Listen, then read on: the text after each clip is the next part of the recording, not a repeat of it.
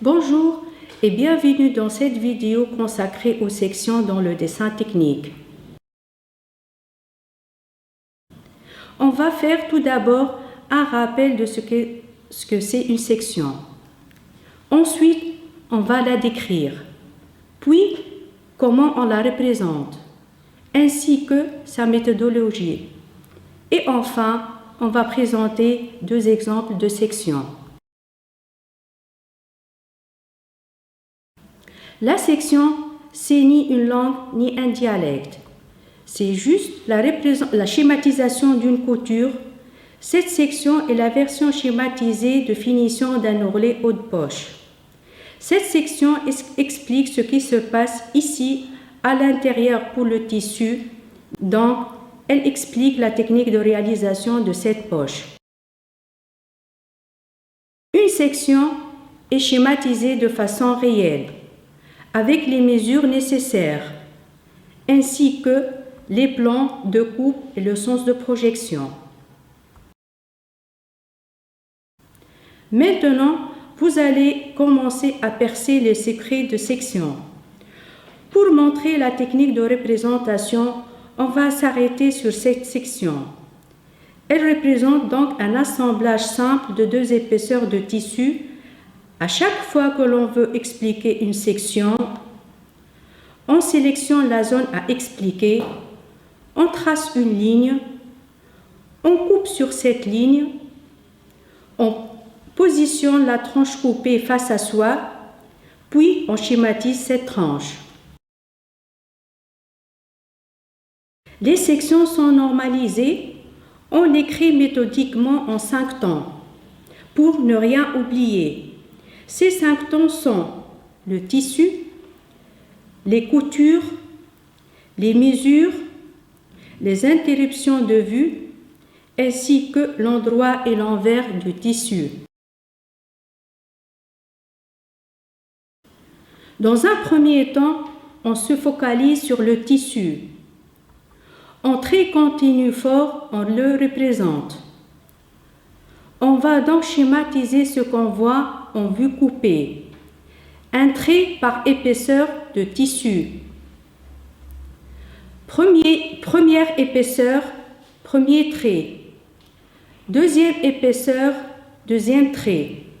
Les traits sont parallèles et espacés pour une bonne lecture. En deuxième temps, on a les coutures.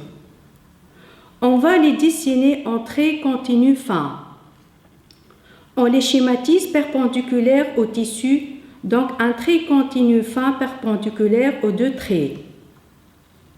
Et on le fait dépasser de 1 à 2 mm maximum en haut et en bas du trait continu fort pour bien signifier que la couture traverse bien les deux épaisseurs de tissu. Les sections sont toujours représentées à l'échelle réelle, ce que signifie qu'on n'a pas à mettre ce trait continu fin n'importe où. Donc, on mesure à quelle distance du bord a été effectué cet assemblage. Ici, 1 cm, on va donc sur la section placer le trait à 1 cm du bord. Il est primordial de respecter l'épaisseur du trait pour ne pas mélanger les pinceaux entre les coutures et les tissus. On reste bien pour les tissus en trait continu fort et pour les coutures en trait continu fin. En troisième temps, on a les mesures. Elles sont indiquées en trait continu fin.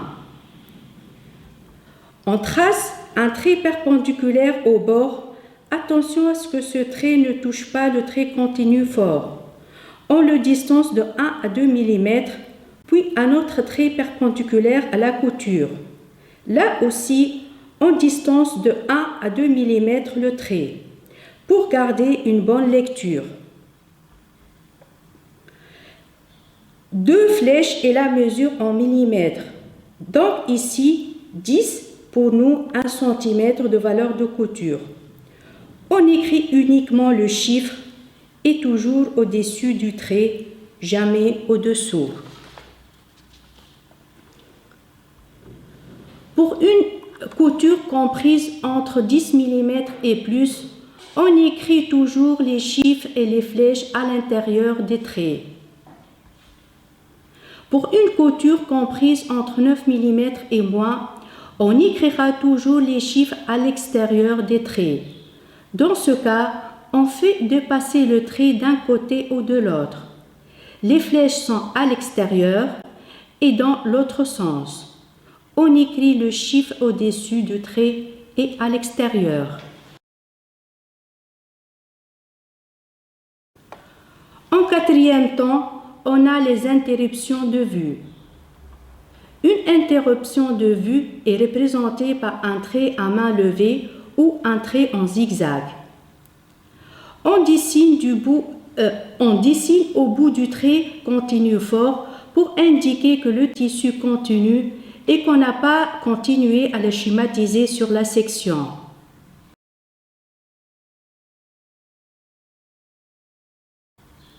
En cinquième temps, on a l'endroit et l'envers du tissu. L'endroit se symbolise ainsi, un rond et un trait de chaque côté. L'envers par 2 rangs et un trait au milieu. Les 2 symboles se dessinent en trait continu fin.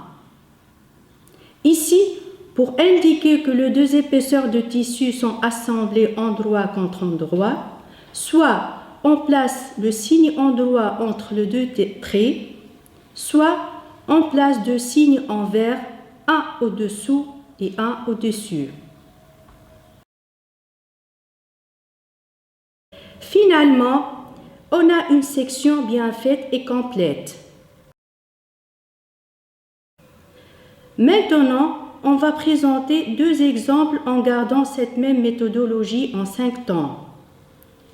La première section est la version schématisée d'un ourlet. Si je superpose la section, elle coïncide presque parfaitement. La deuxième section est la version schématisée de ce biais plaqué. Quand je positionne le bord, on observe la même ressemblance et superposition.